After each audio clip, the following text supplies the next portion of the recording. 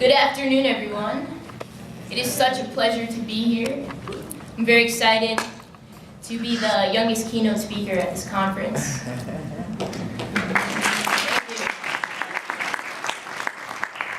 I hope you're enjoying the conference so far. My name is Ryan Casada. I'm an 18-year-old transgender singer-songwriter and activist from New York. I've been living my life as transgender, and I've been out as transgender since 14 years old. And boy, have I learned a lot about this community. I felt both accepted and rejected within this very tiny group. I'd like to share a story. I'm big on social media, and I'm very active on the blogging site Tumblr. A few weeks ago, I publicly shared my feelings on how hurt I was by the amount of female-to-male transgender individuals ridiculing me and harassing me based on my decision to not go on testosterone. One transgender man replied, "You have a hard time relating to other trans men because you are not on testosterone.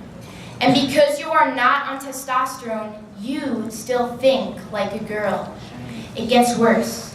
He goes on to say, "Your brain literally starts to think more like a man and less like a female, more real and less sensitive." I was baffled by this statement. How could someone who once identified as female make such a sexist comment? Over the years, I've noticed an extreme amount of sexism within our society. I've noticed that I am treated with more respect since transitioning to male. Not only have I realized an extreme amount of sexism within our society, but I've noticed an even more prevalent amount within the transgender community itself. Here's my theory for trans men. To pass as male, we often distance ourselves from the characteristics of the gender in which we have transitioned from. We often feed into stereotypes to be seen more male and less female. These stereotypes come from decades of oppression towards women. These stereotypes are what we base our methods of passing on. I've noticed that some trans men feel the need to overcompensate for being born female by acting overly aggressive and more masculine. Some members of our community even feel that their masculinity is based on who can medically transition the fastest. Transitioning has become a race. Members of the transgender community work so hard to appear as their desired genders. Through this, I've learned that passing is only based on opinions that stem from oppression and stereotypes. What one considers to be passing as male may be a completely different thing to another person. For example, I could be wearing the same exact outfit, talk and walk the same exact way, and be called sir by one person and ma'am by another.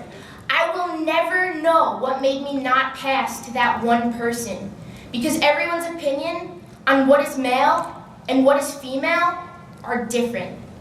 Due to this revelation, I've been focusing less on passing and more on what feels comfortable to me. I know who I am. I have to be who I am. For me, going on testosterone won't make me more of a boy than I am now. I'm always going to feel male. The clothes I wear, the length of my hair, how feminine I may be, cannot make me less of a boy than any other boy. As a community, we need to better recognize and accept our differences. We need to recognize that we all have different stories to tell. We need to hear each other's stories. We need to hear each other's experiences. We need to take them in and learn from them. For I could only tell a story of a white 18-year-old post-op transgender man from New York that does not have any experience of being on hormones. My job as a member of the transgender community is to make room for all of the other people that have a different story than me. I promise to listen to these stories and learn from them. Because even though I can relate to the life of someone who is transgender, I cannot fully relate or understand the life of someone who is transgender and is on hormones. The life of someone who is transgender and is a person of color. The life of someone who is transgender and is a woman. The life of someone who is transgender and is Christian. The life of someone who is transgender and lacks privilege in certain areas. Because I will always be a transgender man with privilege. The duty of myself and the rest of the transgender community is to become allies to one another. We are already an extremely small group of people. And within this tiny group, each one of us is very different. We need to understand and accept this difference. We need to understand that there's not one way to transition, but many. Transition looks different for all of us. There's no wrong or right way to transition. We need to understand that medically transitioning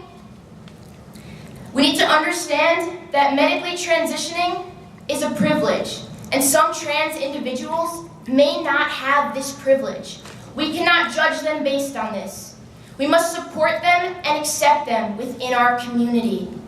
We need to also understand that medically transitioning is a choice, and some trans individuals may not choose to go down this road. That does not make them any less trans than anybody else. We need to stop distancing ourselves from one another and come together. We need to be one. Yes, we are all so different. We all come from different classes. We all come from different ethnicities, different racial backgrounds, different parts of the country. But when it comes down to it, we all share that same feeling of being born in a body that does not make sense to us. And because of this one small trait, we are a unity, a community, and we must recognize this, and we must come together. We need to look out for one another.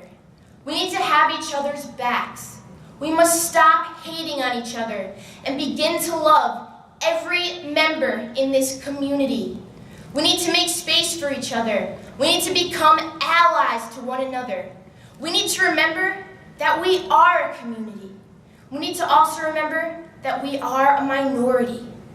We need to remember that all of us are being oppressed, some more than others, but we cannot let the different amounts of oppression box us off and segregate us. We must join together now. And remember that no matter how different we all are, we need to always remember that we are and will always be a brotherhood, a sisterhood, and a family. You better preach.